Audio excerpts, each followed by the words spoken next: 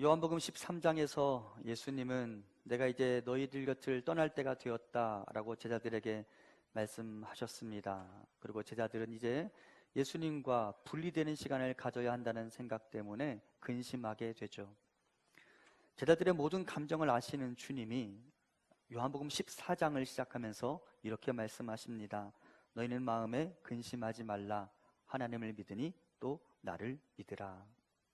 그리고 이어지는 14장의 여러 말씀들을 통해 예수님께서는 제자들이 근심하지 않아도 되는 이유들을 이야기하십니다. 그리고 주님은 오늘 이 시간에 각자의 근심을 안고 있는 우리 모두에게도 동일하게 말씀하십니다. 근심하지 말라. 나를 믿으라. 나를 믿고 따라와 봐라. 내가 너희를 구원하리라.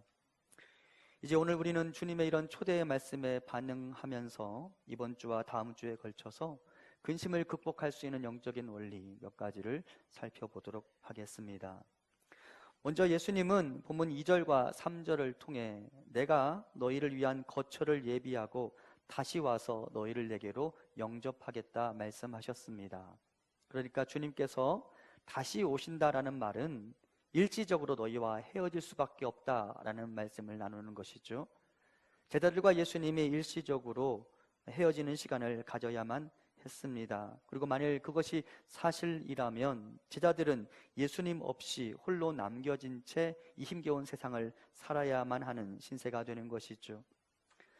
제자들 입장에서는 주님이 자신들 곁을 떠나시는 동안 우리는 누구의 도움을 받아야 한단 말인가 라고 근심하기 시작했습니다. 그리고 제자들의 고민을 아시는 주님은 제자들에게 하나님을 소개해 주셨고 그분을 안다면 너희가 안심할 수 있을 것이다 말씀하십니다. 그러자 제자들이 이제 이렇게 말하죠. 그러면 아버지를 좀 보여주세요. 그리고 그렇게 아버지를 보여달라고 말하는 빌립에게 주님이 이렇게 대답해 주십니다. 본문 9절과 10절입니다. 예수께서 이르시되 빌립아 내가 이렇게 오래 너희와 함께 있으되 네가 나를 알지 못하느냐. 나를 본 자는 아버지를 보았거늘 어찌하여 아버지를 보이라 하느냐. 내가 아버지 안에 거하고 아버지는 내 안에 계신 것을 내가 믿지 아니하느냐. 내가 너희에게 이르는 말은 스스로 하는 것이 아니라 아버지께서 내 안에 계셔서 그의 일을 하시는 것이라. 예수님은 나를 본 자는 아버지를 본 것과 다름없어 라고 말씀하시며 예수님의 모든 말씀과 사역이 결국 아버지 하나님의 것이었다라고 말씀해 주십니다. 무슨 말입니까? 예수님께서 행하신 사역, 즉 기적을 생각해 보십시오. 그분의 신적인 능력은 언제나 제자들에게 큰 힘이 되었습니다. 제자들이 갈릴리 호수 위에 출렁이는 그 배 위에서 근심하고 고민하고 있을 때 주님이 호수를 향하여 명령하심으로 그 갈릴리 호수가 잠잠케 되었습니다. 제자들이 먹을 것이 없어 굶주려 있을 때에 주님은 오병이어 기적을 행하여서 제자들의 필요를 채워주셨습니다. 가족들 중 베드로의 장모가 열병에 걸려 고민하고 근심하고 있을 때 주님께서 그 가정에 찾아가셔서 그 가정의 문제를 해결해 주셨습니다. 즉 제자들은 예수님의 능력 덕분에 안전할 수 있었고 예수님의 능력 덕분에 지금 여기까지 살아올 수 있었습니다. 그것뿐만이 아닙니다. 예수님의 말씀은 언제나 제자들을 따뜻하게 위로하는 좋은 치료제였으며 예수님 덕분에 제자들은 소위 사람 될 수 있었습니다. 그런데 주님이 지금 뭐라고 말씀하시냐면 나의 모든 사역과 말씀이 결국 아버지의 것이었어. 나의 모든 능력과 사역의 권능과 힘을 너희가 안다면 그 모든 것이 아버지의 것이라는 사실만 믿는다면 너희 힘을 낼 수 있지 않겠니? 라고 말씀하시는 것입니다. 그러면서 그 가르침의 시작에 이렇게 선포하셨습니다. 오늘 말씀 1절 같이 봉독합니다.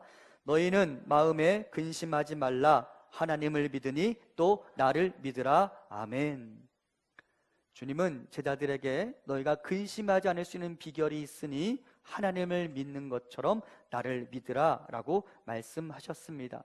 그런데 사실은 오늘 우리가 가지고 있는 성경에 따라서 하나님을 믿으니 나를 믿으라 라고 번역하는 것보다 원문대로 번역하자면 하나님을 믿으라 그리고 나를 믿으라 라고 번역하는 것이 옳습니다.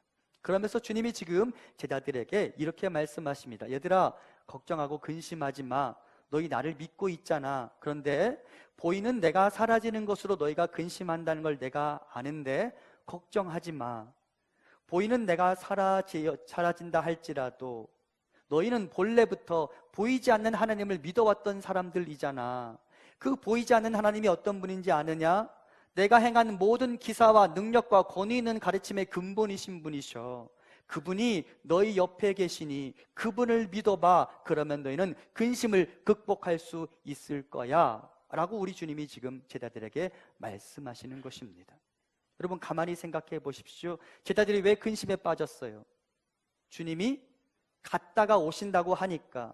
그러면 주님 없는 시간을 보내야 되는 거잖아요. 그동안 보이는 예수님을 믿고 따라왔는데 그분이 사라진다고 하니까 제자들이 근심할 수밖에 없었어요. 그때 주님이 지금 뭐라고 말씀하시냐면, 얘들아, 너희가 내가 잠깐 보이지 않는다고 근심하고 걱정하는데 사실은 내가 너희를 사랑하기 훨씬 전부터 보이지 않지만 너희를 사랑하는 분이 계셨고, 보이지 않지만 너희를 돕고 계셨던 분이 계셨어. 그분을 믿어봐. 그분을 믿으면 너희는 이 근심과 걱정을 뛰어넘고 극복해낼 수 있을 거야 라고 우리 주님이 하나님을 소개하십니다. 그분이 나의 모든 능력의 근원이시고 그분이 나의 모든 권위 있는 가르침의 근원이시니 내가 보이지 않는다고 속상해하지 말고 비록 보이지 않지만 실제하시는 하나님을 믿어봐. 그분은 너희를 버리지 않으셔. 그분은 너희를 위하여 일하시는 분이셔 라고 말씀하시며 근심을 극복하라고 말씀하십니다. 사랑하는 성도 여러분, 삼위 하나님은 우리를 내버려 두신 적이 없으십니다. 하나님은 사람의 존재 이전부터 계셨고 그분의 사람을 돌보는 일에 멈춤이란 없습니다. 그러므로 보이지 않는다고 하나님이 부재하신 게 아니라는 믿음을 가지고 힘들고 어려울 때면 능력의 근원이신 그 하나님을 바라보시기 바랍니다. 그분이 우리 곁에 계십니다. 그런데 여기에서 한 가지 문제가 생깁니다. 그분이 능력이 많다는 사실까지는 제가 알겠습니다. 그런데 그분이 아무리 능력이 많으셔도 그분이 내 옆에 있다는 사실을 내가 받아들일 수 없는데, 그분이 내 옆에 계시다는 것을 내가 볼 수가 없는데 나는 그분을 어떻게 신뢰할 수 있단 말입니까? 우리가 그렇게 질문할 수 있겠죠. 하지만 생각해 보십시오. 보이지 않는다고 존재하지 않는 것은 아닙니다.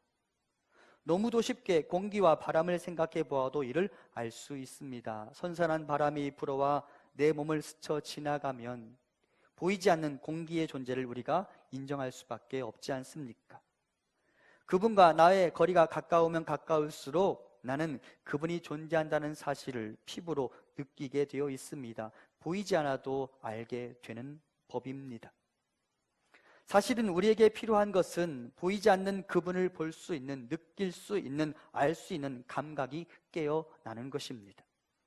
구약 성경 열왕기 하를 보면 엘리사를 잡기 위해서 이스라엘 성읍의 군대를 둘러싼 아람의 군대를 만나게 됩니다. 그 위기 속에서도 엘리사는 쿨쿨 잠을 자고 있었고요.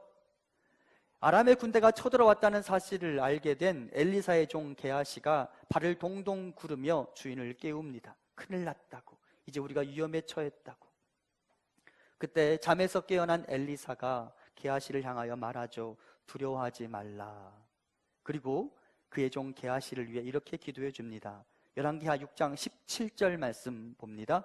기도하여 이르되 여호와여 원하건대 그의 눈을 열어서 보게 하옵소서 하니 여호와께서 그 청년의 눈을 여심해 그가 보니 불말과 불병거가 산에 가득하여 엘리사를 둘렀더라.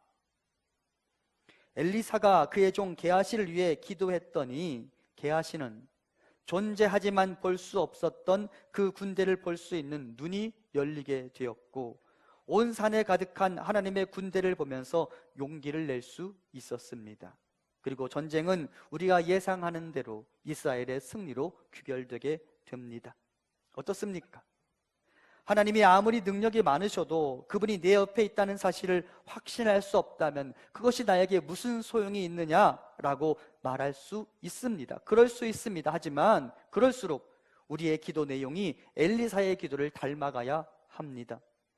나도 내 옆에 계신 보이지 않지만 실제 하시는 여호와 하나님을 볼 수 있는 눈을 가질 수 있게 해달라고 기도해야 합니다.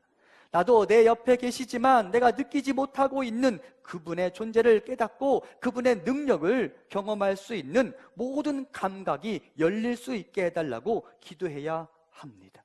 그러면 우리는 게하시처럼 우리를 둘러싼 수많은 군대를 바라보며 두려움의 문제를 극복할 수 있을 것입니다. 성경에 또 다른 예도 등장합니다. 아브라함이 이삭을 낳은 후 본격적으로 사라와 하갈, 이삭과 이스마엘 사이에 갈등이 일어났습니다. 그리고 그 갈등을 해결하기 위해 아브라함은 하갈과 이스마엘을 내쫓게 됩니다. 하갈의 신세가 참으로 비참해졌죠. 그리고 광야 한복판에 버려진 하갈은 마실 물조차 다 떨어진 상황에서 그 길바닥에 앉아 대성통곡합니다. 이제 다 죽게 되었다고 말하죠. 그리고 하나님은 그녀의 울음을 보시고 그녀의 통곡하는 소리를 들으셨고 그녀에게 말씀하십니다. 안심 마라, 너희가 안전할 것이다. 그리고 바로 다음의 구절이 등장합니다. 우리 창세기 21장 19절 같이 봉독합니다. 하나님이 하갈의 눈을 밝히셨으므로 샘물을 보고 가서 가죽 부대에 물을 채워다가 그 아이에게 마시게 하였더라. 아멘. 자, 질문해 보겠습니다. 이때 하갈이 만난 샘물은 본래 그 자리에 있었을까요? 아니면 그 짧은 순간에 새롭게 만들어진 것일까요? 1번입니까? 2번입니까? 1번이죠. 본래 그 자리에 있었죠. 하나님이 그 순간 샘물을 만드신 게 아닙니다. 다만 하갈이 자신의 현실에 대해 비통해하면서 아이를 바라보고 자기를 바라보다가 바로 옆에 있는 살 수 있는 통로, 샘물을 발견하지 못했을 뿐입니다.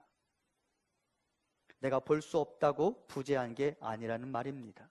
나의 인지 능력과 감각을 절대적으로 신뢰하지 말아야 합니다. 내가 보고 들을 수 있는 것만 믿을 수 있다고 말하지 말아야 합니다. 내가 보지 못해도, 내가 듣지 못해도 존재하는 것들이 얼마든지 있을 수 있습니다.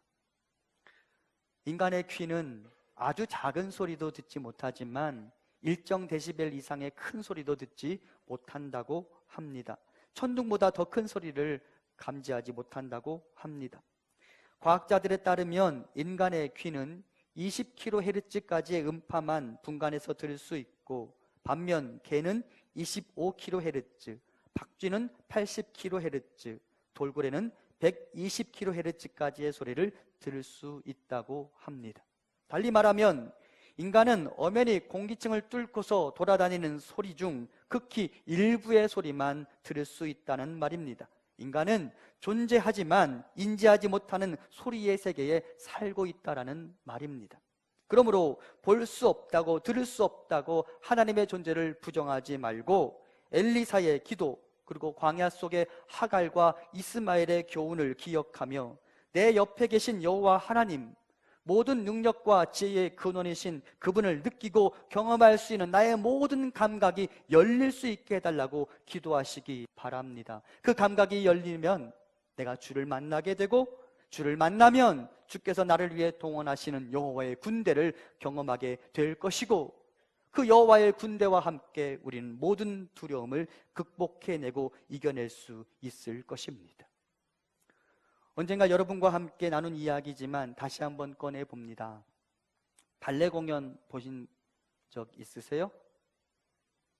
저 아직 본 적은 없는데 TV 같은 데를 보면 발레하는 사람이, 발레하는 여성이 한 자리에서 몇 번, 여러 번 회전하는 것을 볼 수 있잖아요. 그 발레리나가 어떻게 그렇게 여러 번 제자리에서 회전을 하면서도 어지러움을 극복할 수 있는지 누군가가 물어보았다고 합니다. 그러자 발레리나가 이렇게 대답했다고 하죠. 나는 여러 회전 중에도 관객 중에 딱 한 사람에게만 시선을 고정시킨다고. 그리고 몸은 돌지만 내 눈은 언제나 그 사람만을 향한다고. 몸이 회전하는 동안 내 시선이 한 방향만 향하고 있으면 절대 어지럽지 않다고. 사랑하는 성도 여러분, 우리 인생을 괴롭히는 여러 가지 변수들이 있어요. 예상치 못한 일들이 우리에게 다가와서 우리를 곤란에 빠뜨립니다. 그러면 그 여러 환난과 여러 공경 속에서 어떻게 하면 우리는 어지러움을 극복하고 이 험한 세상을 버티며 이겨낼 수 있을까요? 시선을 한 곳에 고정하라는 거예요. 보이지 않지만 실제하시는, 들을 수 없지만 실제하시는 여호와 하나님, 그분에게 우리의 시선을 고정하시기 바랍니다. 그분은 살아계셔서 모든 능력과 모든 지혜의 근본이신 그분은, 우리가 그분을 의지하고 그분을 찾기 시작할 때 우리를 도우시는 분이십니다. 우리가 우리의 마음과 생각을 그 하나님께 고정하기 시작할 때 그분은 나를 위해 샘물을 파실 것이고, 그분은 나를 위해 그분의 군대를 동원하실 것입니다. 여호와 하나님을 나의 아버지로 모시고 사는 사람들의 특권이 아니겠습니까? 여호와 하나님이 여러분 옆에 계십니다. 그분을 바라보고 그분을 신뢰하십시오. 보이지 않는다고, 들리지 않는다고 그분이 부재하신 게 아니라는 사실을 깨닫고 모든 영적인 감각을 열어서 내 옆에 계신 주님을 바라보고 그분의 존재 때문에 힘을 내는 우리가 되기를 간절히 소망합니다. 좀 더 크게 하셔도 돼요.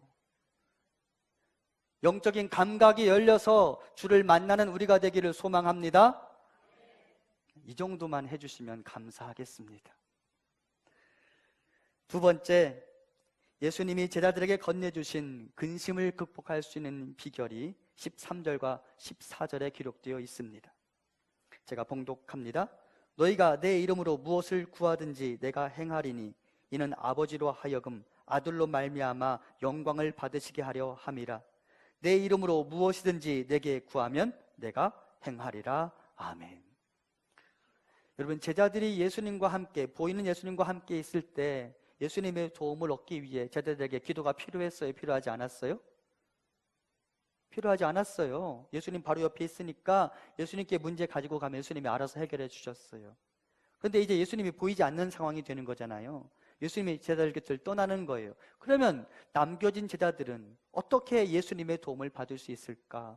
주님이 방법을 말씀해 주시는 거예요. 얘들아, 내가 너희 곁을 떠나지만 내가 너희 곁에 머무는 것처럼 내 능력을 경험할 수 있는 비결이 있어. 내 이름으로 기도해.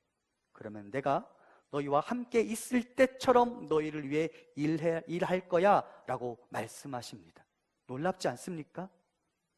여러분, 지금 예수님 어디 계세요?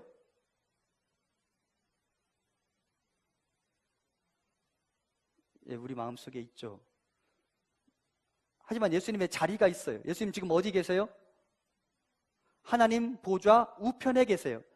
하나님과 우리 사이에, 예수님과 우리 사이에 거리가 떨어져 있어요. 그런데 주님이 지금 뭐라고 말씀하시냐면, 내가 너희 사이에, 나와 너희 사이에 거리가 떨어져 있다 할지라도 내가 너희들 곁에서 너희를 도왔던 것처럼 똑같이 너희를 위해 일할 수 있어.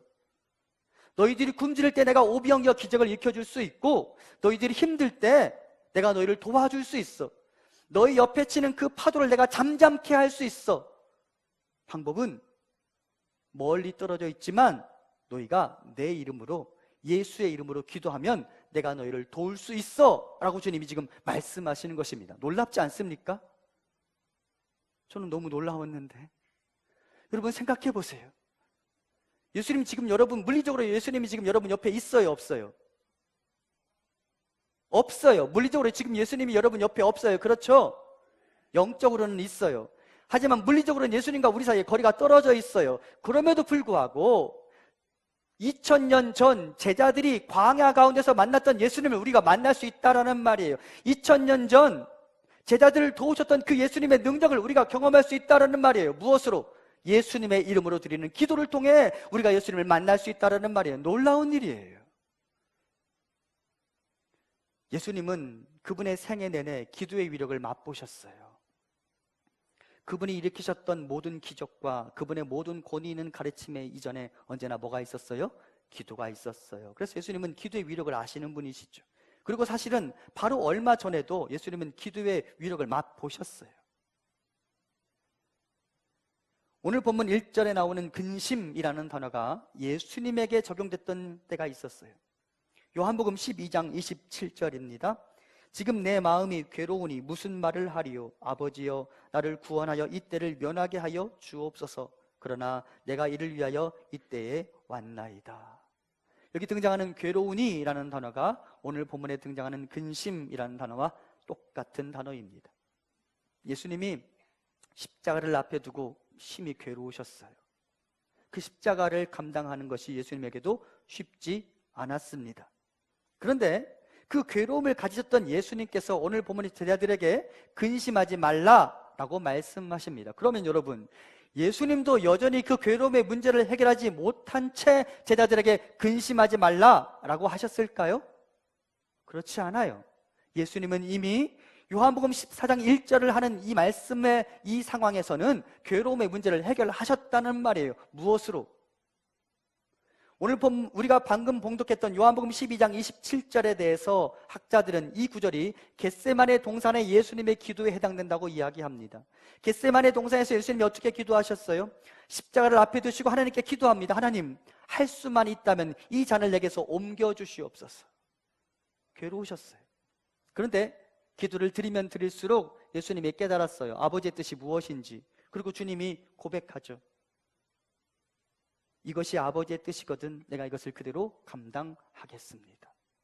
그리고 그 기도와 기도 도중에 주님이 아버지의 뜻을 알 뿐만 아니라 아버지의 자신을 향한 돌보심에 대한 확신이 생기기 시작했어요. 아버지께서 나를 버려두지 않으실 것이다. 아버지께서 내 손을 놓치지 않으실 것이다. 아버지께서 나를 무덤에 내버려두지 않으실 것이다.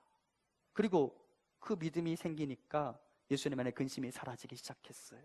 그리고 모든 근심과 괴로움을 기도로 극복해내신 주님이 오늘 본문에서 제자들에게 말씀하십니다. 근심과 두려움을 극복해내기를 원하느냐? 내 이름으로 기도해라. 그러면 너희와 나 사이가 물리적으로 떨어져 있지만 너희는 바로 이곳에서 내가 너희와 함께 있을 때와 똑같은 기적을 맛보게 될 것이다 라고 주님이 제자들에게 선포하시는 것입니다. 여러분, 이것이 기도의 위력입니다. 기도하면 제자들처럼, 광야의 제자들처럼 우리도 지금 여기에서 주님을 만나는 것입니다. 누구의 이름으로 기도하면? 예수님의 이름으로 기도하면 지금 여기에서 우리는 생생한 감동의 현장, 기적의 현장을 경험하는 것입니다. 주님이 지금 제자들에게 말씀하세요. 내가 떠나는 것으로 너희가 근심하는 건 내가 알아. 하지만 내가 비록 너희 곁을 떠나 있겠지만 너희가 내 이름으로 기도하면 나는 언제나 너희들 곁에 와서 너희를 위해 일할 거야. 그러므로 근심을 이겨내라 라고 말씀하십니다. 사랑하는 성도 여러분, 우리는 하나님의 나라에 이를 때까지는 깨지지 않는 절대적 평안이란 절대 누릴 수 없습니다. 그러면 이렇게 불안한 세상을 어떻게 견뎌낼 수 있겠습니까? 기도 외에는 방법이 없습니다. 주님은 지금 불안해하고 있는 제자들에게, 그리고 지금 염려와 근심으로 고통당하는 우리에게 말씀하십니다. 내 이름으로 기도하면 내가 너희 옆에 있을 바로 그때처럼 너희가 나를 만나게 될 것이다. 여러분, 우리가 기도하면 우리도 주님의 공생애를 겪었던 제자들처럼 우리의 바로 옆에서 우리를 도우시는 예수님을 만나게 될 것입니다. 우리가 기도하면 제자들이 만났던 그 기적의 주님을 바로 내 옆에서 만나게 될 것입니다. 우리가 기도하면 우리도 제자들처럼 이스라엘 광야의 한 복판 안으로 들어가 주님을 만나게 될 것입니다. 주님은 말씀하십니다. 너희가 내 이름으로 기도하면 비록 멀리 떨어져 있을지라도 나는 너희의 소리를 듣고 너희를 위해 일할 것이다. 그러므로 기도해야 합니다. 기도하면 주가 우리를 위해 일하실 것입니다. 그러므로 기도하십시오. 기도하면 우리는 근심을 이겨낼 수 있을 것입니다. 감사합니다. 그런데 오늘 본문에서 우리는 예수님의 이름으로 기도합니다 라는 말의 의미를 조금 더 깊이 생각해 보아야 합니다. 예수님의 이름으로 기도한다는 것은 예수님의 인격과 목적에 일치하는 기도를 드린다는 말입니다. 만일 누군가가 성도님들에게 다가가서 제 이름을 거론하고 목사님 집에 어려운 일이 좀 생겼다고, 목사님이 나를 대신 보내면서 당신에게 돈 100만 원만 빌려와 달라고 했다고 여러분에게 이야기했다고 칩시다. 그러면 여러분은 그 사람에게 돈을 빌려주겠습니까? 안 빌려주겠습니까?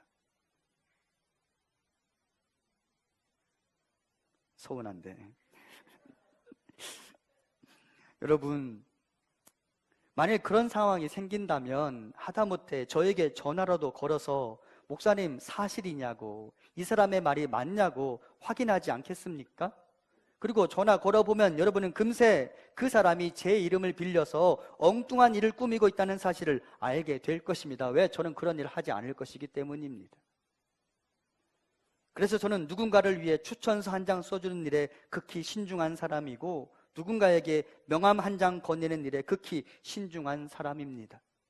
다른 사람으로 인해 내 이름이 더럽혀지는 것을 원치 않기 때문입니다. 왜? 내 이름은 나의 인격을 상징하는 것이니까. 그래서 사람들은 사인 혹은 내 이름이 새겨진 도장이라는 것을 그렇게 중요하게 여기는 것 아니겠습니까? 그런데 우리가 기도를 드린다고 하면서 도둑질을 위해, 그리고 다른 사람에게 사기를 치기 위해, 다른 사람을 괴롭히고 나는 부자가 되기 위해 예수님의 이름을 거론해도 되는 것일까요? 예수님은 우리가 예수님의 뜻과 상관이 없는 기도를 드려도 그 내용이 아무리 추하고 냄새가 악취가 진동하는 것이라 할지라도 우리의 기도에 응답하셔야만 하는 것일까요? 그렇지 않습니다. 하나님은 우리가 하나님의 뜻과 일치되는 기도를 드릴 때, 우리가 예수 그리스도의 뜻과 일치되는 기도를 드릴 때, 그때 우리의 기도에 응답하십니다. 오늘 본문을 기록한 사도 요한은 나중에 그의 서신서에서 기도에 대해서 이렇게 이야기합니다. 우리 함께 요한일서 5장 14절 이하 같이 봉독합니다. 그를 향하여 우리가 가진 바 담대함이 이것이니 그의 뜻대로 무엇을 구하면 들으심이라. 우리가 무엇이든지 구하는 바를 들으시는지를 안즉 우리가 그에게 구한 그것을 얻은 줄을 또한 아느니라. 아멘. 기도하면 우리가 이미 얻게 될 것을 믿으라라고 말씀하시는데, 그러면서 5장 14절에서 이렇게 이야기하죠. 그의 뜻대로 무엇을 구하면 그분이 들으신다 라고 말씀하십니다. 그래서 오늘 우리가 보았던 본문, 예수님의 이름으로 기도한다 라는 말은 무슨 말이냐? 그분의 뜻대로 기도한다 라는 것을 의미합니다. 그렇다면 그분의 뜻대로 구하는 기도는 무엇일까요? 여기 힌트가 있습니다. 누가복음 22장 41절부터 43절까지 우리 같이 봉독합니다. 그들을 떠나 돌 던질 만큼 가서 무릎을 꿇고 기도하여 이르시되 아버지여, 만일 아버지의 뜻이거든 이 잔을 내게서 옮기시옵소서. 그러나 내 원대로 마시옵고 아버지의 원대로 되기를 원하나이다 하시니 천사가 하늘로부터 예수께 나타나 힘을 더하더라. 아멘. 예수님은 아버지의 뜻대로 아버지의 원대로 기도 드리셨습니다. 그리고 하나님은 천사를 보내셔서 예수님을 도우셨습니다. 여러분, 우리가 왜 눈 감고 기도하면 아주 오랜 시간이 흐른 것 같은데 딱 2, 3분 지나고, 그리고 그 정도 기도하고 나면 할 말이 없어지는 것일까요? 아버지의 원대로 기도하지 않으니까. 여러분, 아버지의 원대로 기도하면 하나님이 우리에게 누구를 보내실까요? 천사를 보내세요. 내가 아버지의 원대로 기도하면 더 기도를 드릴 수 있도록 우리를 돕는 천사들을 보내신다고 합니다.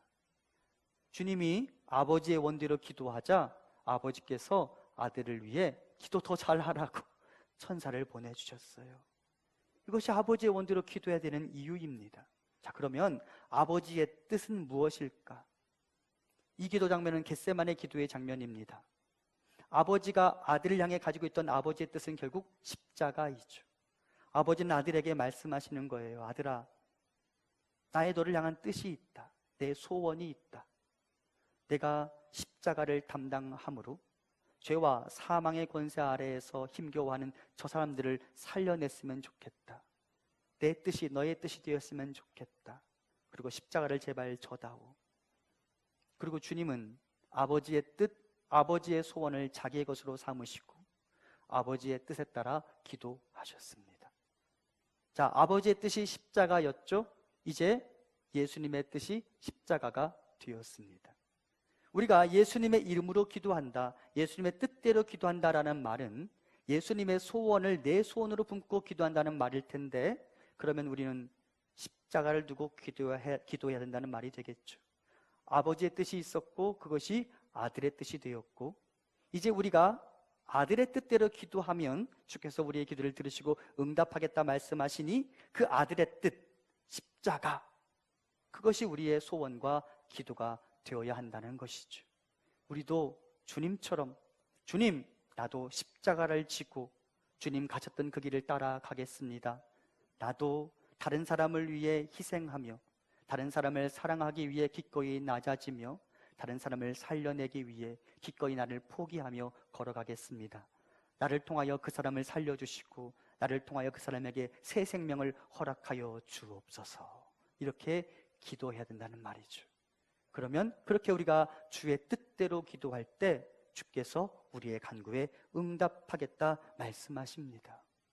근심을 극복하기를 원하십니까? 이제 나의 소원을 내려놓고 예수님의 소원대로 간구해 보시기 바랍니다. 주가 십자가의 길을 걸어갈 수 있는 넉넉한 힘을 더하여 주실 것입니다. 여기 주의 뜻대로 구하는 자에게 주시는 하나님의 말씀을 들어보겠습니다. 열왕기상 3장 5절 이하 몇 구절입니다. 기본에서 밤에 여호와께서 솔로몬의 꿈에 나타나시니라. 하나님이 이르시되 내가 내게 무엇을 줄고 너는 구하라. 누가 주의 이 많은 백성을 재판할 수 있사오리이까? 듣는 마음을 종에게 주사 주의 백성을 재판하여 선악을 분별하게 하옵소서. 솔로몬이 이것을 구하매 그 말씀이 주의 마음에 든지라. 이 하나님이 그에게 이르시되 내가 이것을 구하도다.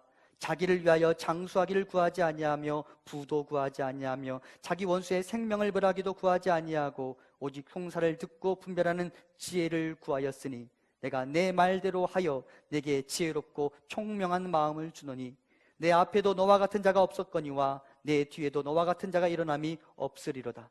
내가 구하지 아니한 부귀와 영광도 내게 주노니 내 평생의 왕들 중에 너와 같은 자가 없을 것이라. 내가 만일 내 아버지 다윗이 행함같이 내 길로 행하며 내 법도와 명령을 지키면 내가 또 내 날을 길게 하리라. 아멘. 하나님이 솔로몬에게 내가 너를 위해 무엇을 해줄까? 라고 물었습니다. 그러자 솔로몬이 금도 끼요 은도 끼요라고 말하지 않았어요.